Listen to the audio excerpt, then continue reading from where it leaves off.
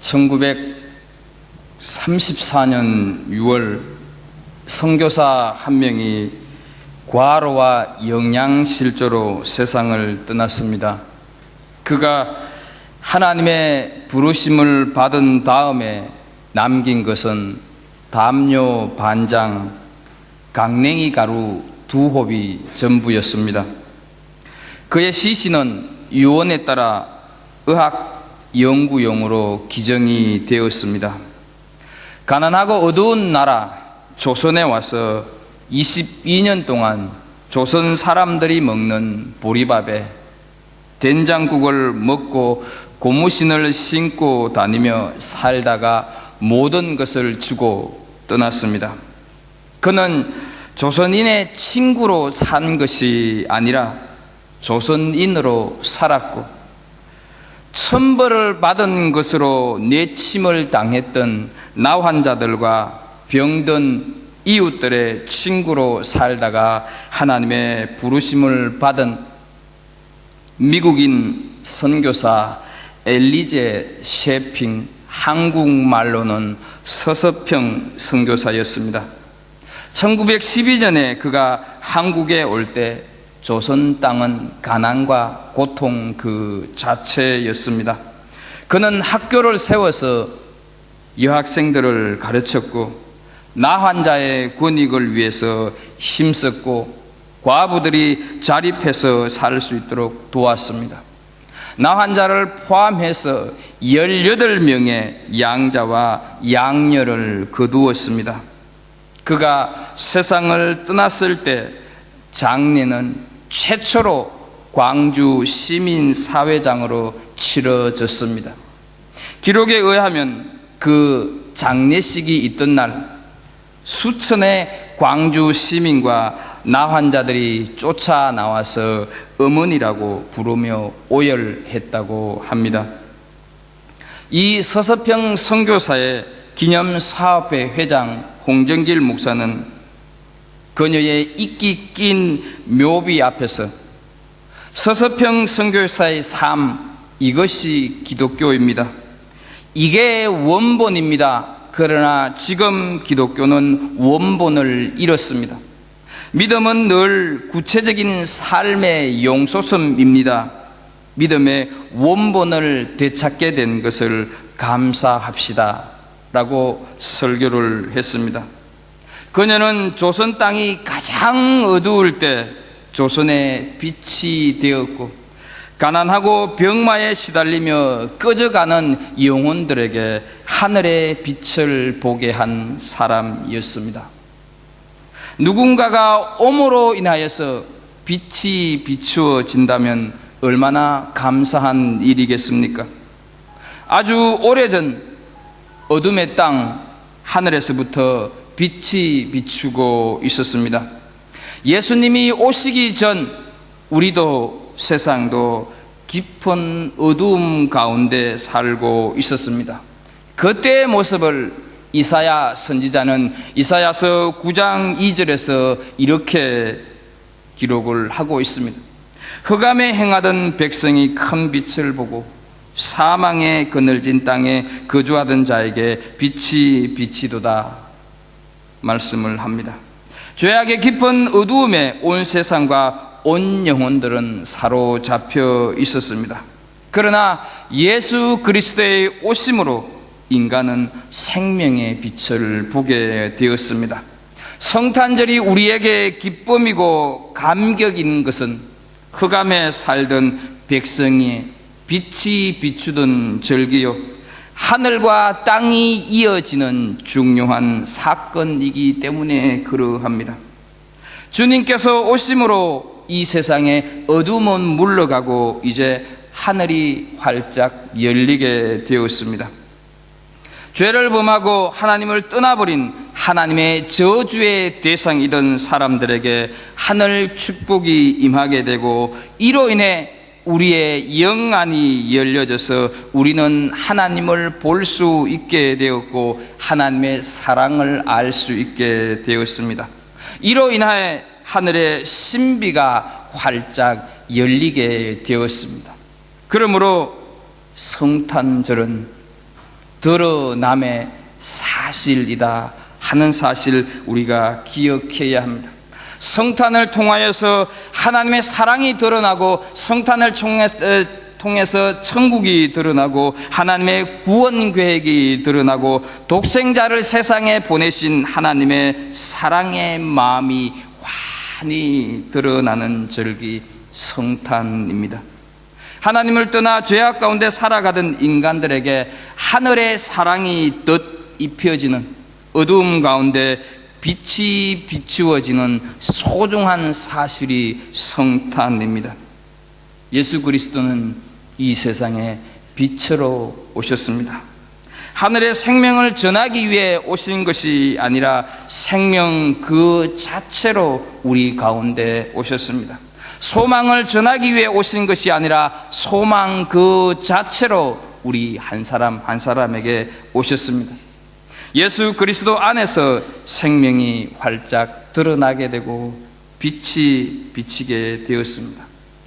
그래서 주 예수 그리스도가 아기 예수로 오신 것은 바로 하늘과 땅의 가장 소중한 축복의 사실입니다. 우리가 함께 읽은 본문은 이 축복의 사실을 가장 먼저 받아들이고 그 축복을 가장 먼저 알아본 두 여인의 모습을 그려주고 있습니다. 사실 예수님의 오심은 아주 오래전부터 예고되었습니다.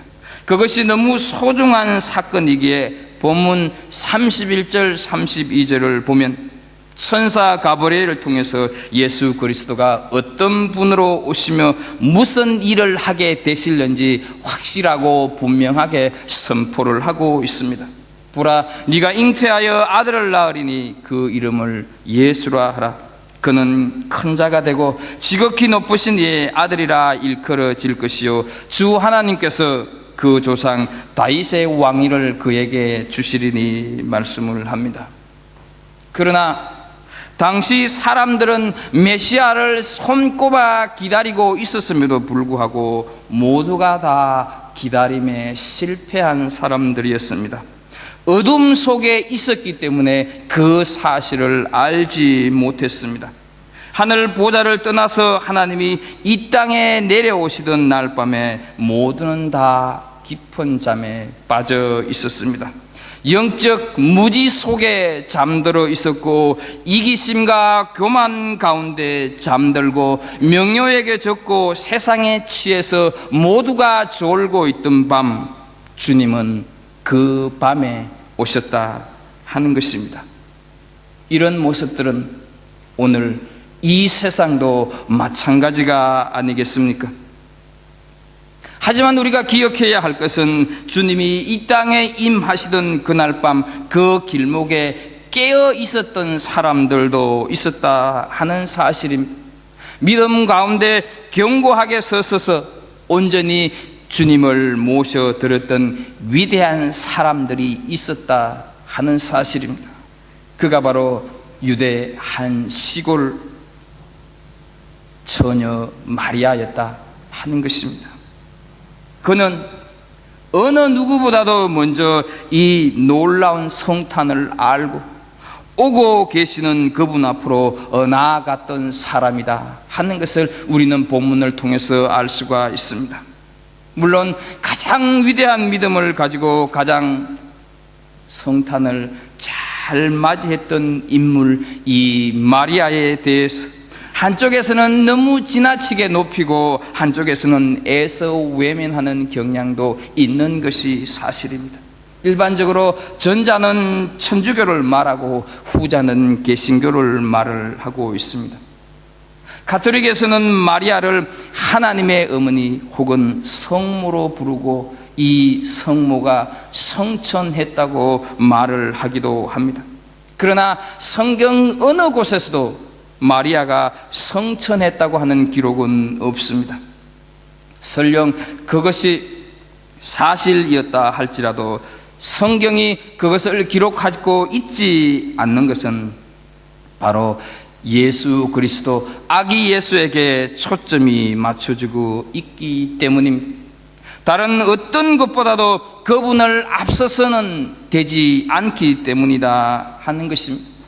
인간을 지나치게 높이다 보니 비성경적이고 우상 숭배의 경향을 띠는 교리들이 하나 둘씩 교회사에서 등장하게 되고, 이러한 중세 가톨릭 교회의 비성경적인 내용을 개혁하면서 신의 위치에 올라있던 마리아를 인간의 자리로 내려놓은 개신교는 이 마리아에 대해서 애써 무관심하려는 듯 경향을 보이고 있습니다. 가톨릭의 우상 숭배적인 경향을 너무 경계한 나머지 마리아에게 당연히 부여해야 할 것까지도 거부해버리는 경우가 종종 있는 것을 보게 됩니다. 우리가 함께 읽은 본문을 자세히 들여다보게 되면 천사들의 계시의 초점은 마리아가 아닙니다.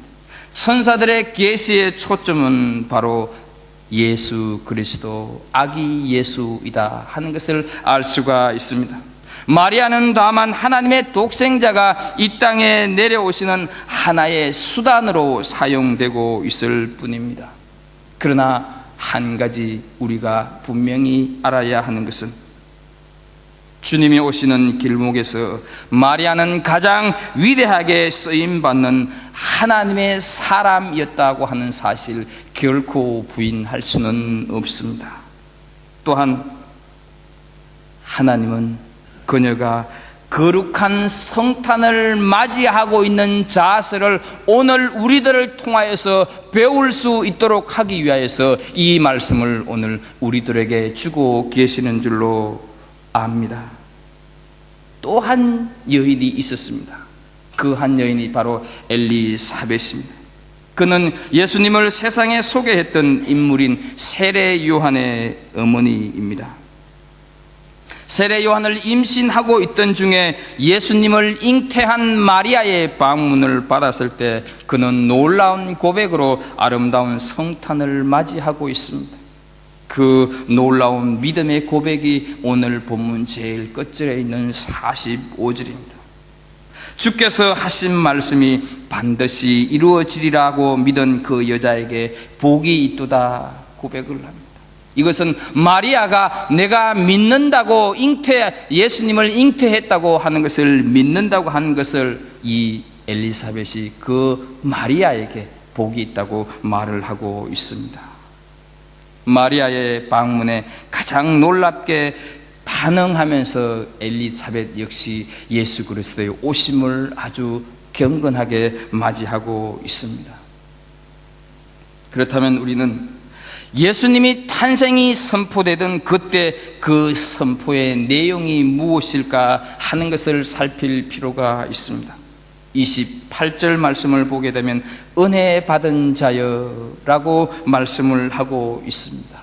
사랑하는 성도 여러분, 성탄은 은혜의 사실입니다.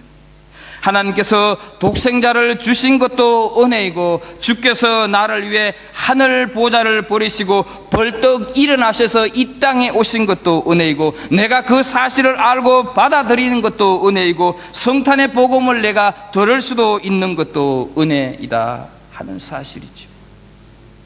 마리아는 그것을 정확하게 이해를 했었고 엘리사벳도 마리아가 자신을 방문한 것을 은혜의 사건으로 받아들이고 있는 것을 보게 됩니다.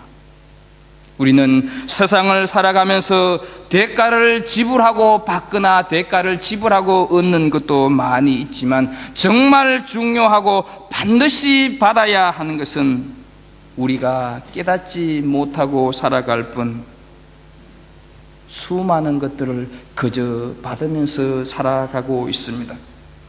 우리가 살아가는 날 동안 그저 주시는 수많은 은혜 속에 살아가고 있지만 가장 놀라운 은혜의 사실은 바로 성탄입니다. 왜냐하면 아들을 우리에게 통째로 선물로 주신 날이기 때문입니다. 하나님의 사랑의 가장 커다란 결정체가 바로 성탄입니다. 퍼담아도 끝이 없는 은혜, 아무것도 한 것이 없는데 그냥 빈손으로 누리게 되는 은혜, 그저 주시는 은혜다 하는 것이지. 그러므로 성탄은 감격일 수밖에 없고, 그러므로 성탄은 찬양일 수밖에 없습니다. 성탄을 이틀 앞둔 오늘, 하나님은 우리 모두가 이 은혜를 깨닫기를 원하고 계십니다. 마리아는 하나님의 은혜의 대상이었습니다. 그러나 그가 은혜를 받을 만한 근거는 아무것도 없었습니다. 그녀는 이제 갓 정혼한 시골의 한 처녀였고, 그녀의 정혼자는 요셉이라는 다윗 혈통의 청년 한 사람에 불과했습니다. 누가복음 1장 6절 7절에 보게 되면 사가라와 엘리사벳에 대해서 묘사를 하면서 그들은 하나님 앞에서 어려운 사람들이었고 흠이 없이 행하는 사람들이었고 그들의 깊은 기도가 하나님 전에 상달될 정도로 신실하고 믿음 있는 사람들이라고 말씀을 하고 있습니다. 그러나 마리아에 대해서는 이러한 언급이 전혀 없습니다. 이것은 성탄은 전적으로 하나님의 은혜임을 말하기 위함입니다. 성탄을 이 땅에 전달하는 마리아를 전적으로 하나님의 은혜로 선택하셨음을 말씀하기 위함이다 하는 것이죠. 마리아가 하나님의 그 아기 예수를 품을 만한 그런 어머니가 될 만한 자격과 조건이 있어서가 아니라 오직 은혜로 그 놀라운 일을 입었다 하는 사실을 말씀하고 있습니다. 27절에 은혜 받은 자여, 30절에 은혜를 입었느니라, 이 말씀이 정언하고 있습니다. 사랑하는 성도 여러분, 우리는 어떻습니까? 우리는 은혜 받은 자가 아닙니까? 우리는 사랑받으면서 살고 있는 자가 아닙니까? 그런데 왜 우리는 한 달란트 받은 자처럼 포기하고 적게 받았다고 원망을 하면서 되는 대로 살아라, 소극적으로 살아서 불신자들로부터 우리가 함부로 취급을 당하고 있습니까? 사랑하는 성도 여러분, 우리는 긍휼을 입은 자가 아닙니까? 그런데 왜 교만하고 강팍하여서 내 능력, 내 힘으로 얻어진 양 의시 되고 있습니까? 나의 나됨은 오직 주의 은혜일 뿐입니다. 본문에서 마리아와 엘리사벳을 소개하면서 나사렛이라고 하는 동네를 25절에서 언급을 합니다. 그리고 산골이라고 하는 단어를 39절에서 언급하고 있는 것을 보게 됩니다. 왜 나사렛이라고 하는 동네, 이 산골이라고 하는 단어를 이 하나님의 감동으로 기록한 누가가 표현을 했을까 하는 것입니다. 당시 나사렛은 작기도 했지만 평판이 좋지 않는 마을이었습니다. 그래서 마태복음 4장 15절을 보면 이방인의 갈릴리여라고 부르고 있는 것을 보게 됩니다. 갈릴리는 분명히 유대 땅입니다. 그래서 결코 갈릴리는 이방 땅이 될 수가 없습니다.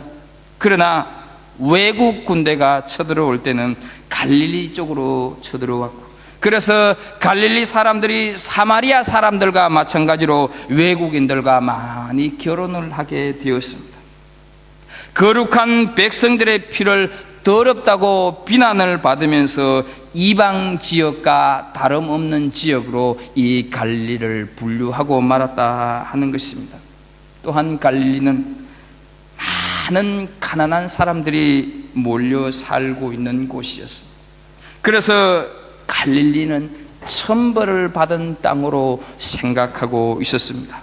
그런데 하나님의 천사는 갈릴리 지방으로, 그것도 가장 작은 마을인 나사렛으로 내려갔습니다.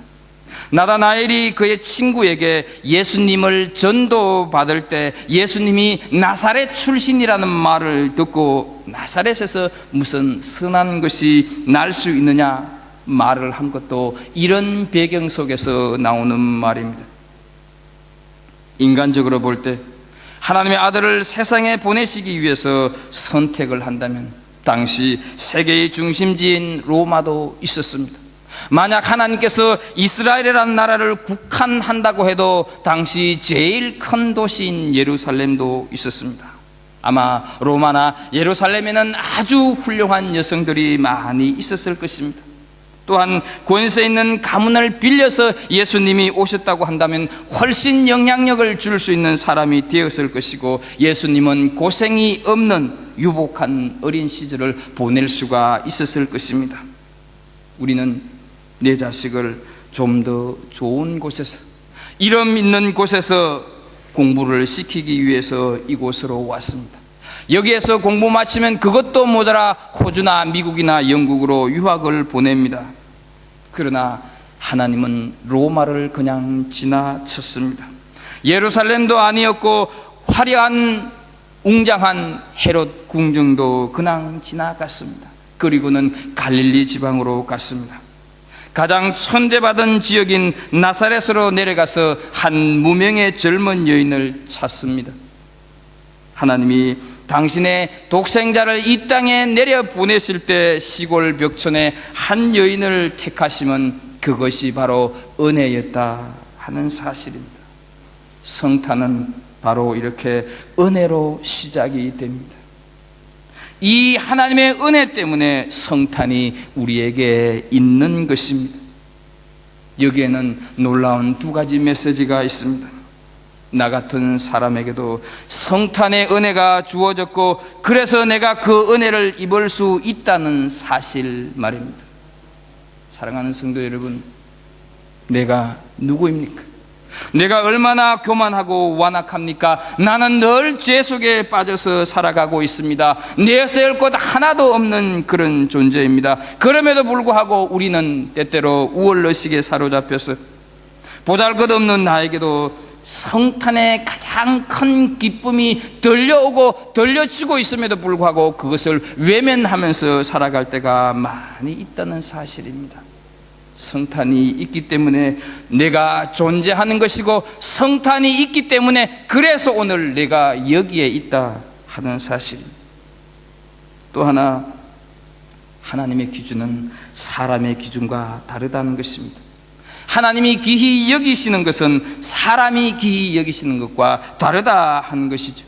내가 자랑하고 내가 귀하게 여기는 것, 내 소유, 내 지식, 내 명예도 하나님 앞에서 하나님의 은혜를 받는 데는 그렇게 중요한 것이 아니다 하는 사실을 하나님은 본문을 통해서 우리들에게 말씀을 하고 있습니다. 내가 가지고 있는 그것이 어떤 것이든지 간에 하나님의 은혜를 받는데 필요한 것이 되지 않는다고 하면 그것을 내려놓을 필요가 있고, 내 모습이 지금 어떠하다 할지라도 이런 나에게도 하나님께서 은혜를 주신다고 하는 것을 믿음으로 고백할 수 있기를 주의 이름으로 축복합니다.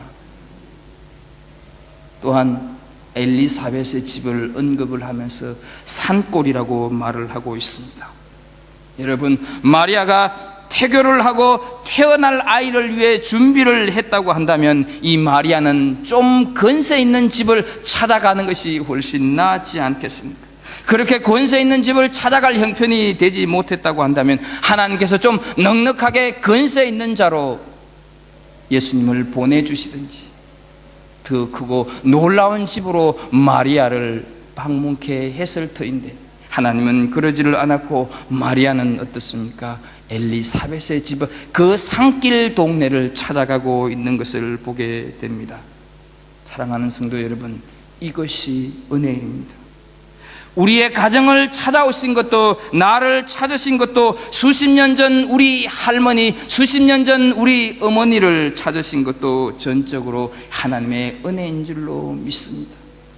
100여 년 전 정말로 동방의 그 작은 초라한 조선 땅에 성령 하나님께서 극동의 한 모퉁이를 가난과 전쟁으로 일관되고 있었던 그 조선을 찾게 한 것도 하나님의 은혜인 줄로 믿습니다. 그런 그 은혜가 없었다고 한다면 지금 우리는 여기에 앉아 있을 수도 없을는지 모릅니다. 사랑하는 성도 여러분, 지나고 보면, 돌아보면 은혜가 아닌 것이 없습니다. 그래서 우리의 매일의 삶은 성탄의 은혜 속에 살아가는 삶이 되어야 한다 하는 것입니다. 그렇다면 이제 우리는 이 은혜에 대한 응답이 무엇이어야 하겠습니까? 이것은 성탄절을 사는 사람들, 하늘 축복을 받은 우리들이 정말로 유념해야 할 숙제다 하는 사실입니다. 마리아는 가브리엘을 통해서 성탄의 복음을 듣고 주의 여종이오니 말을 하고 있습니다. 여러분, 종은 노예입니다. 그래서 이 말을 바꾸면 주여 주의 노예이오니 이런 뜻이 되지 않겠습니까?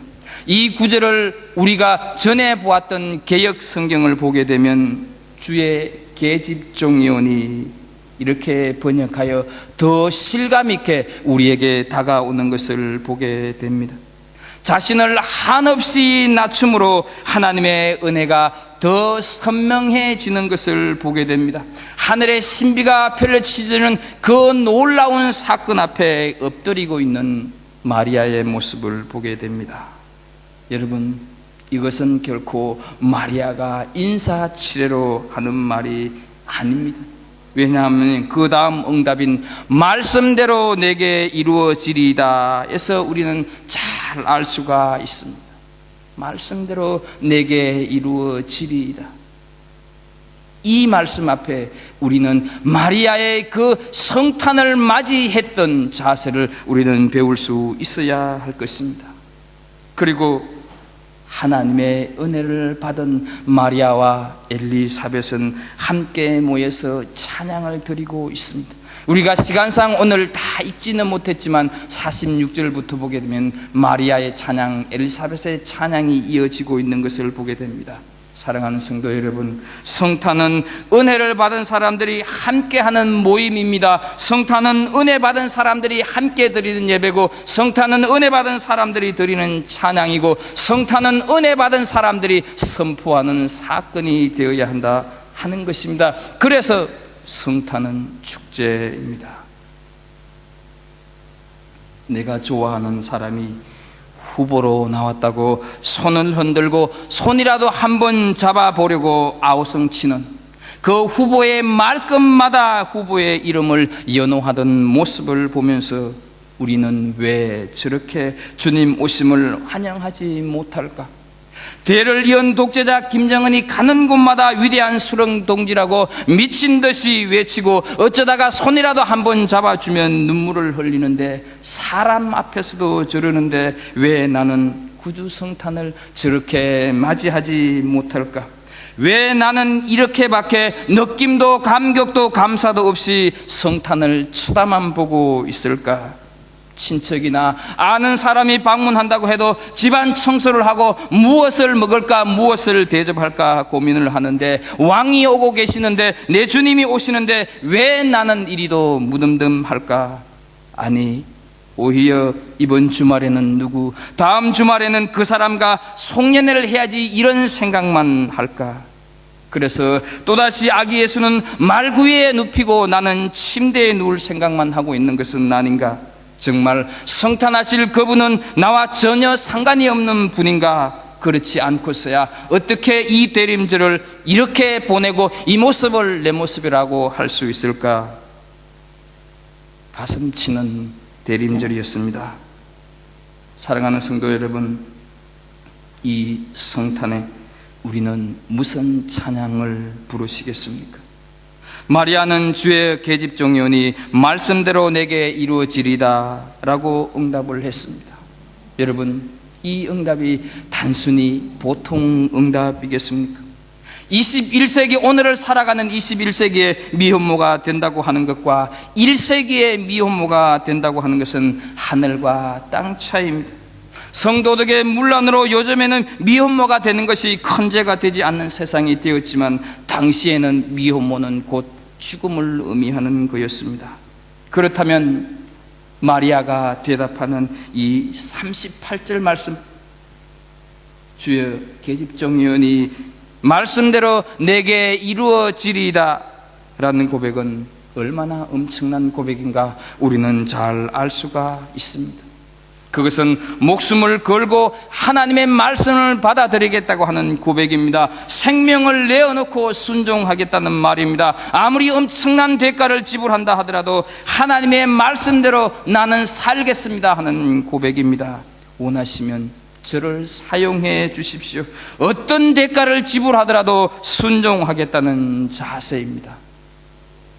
순종, 기쁨, 찬양, 자기들임, 그것이 주님 오시는 길목에 서 있던 사람들이 가졌던 자세였습니다.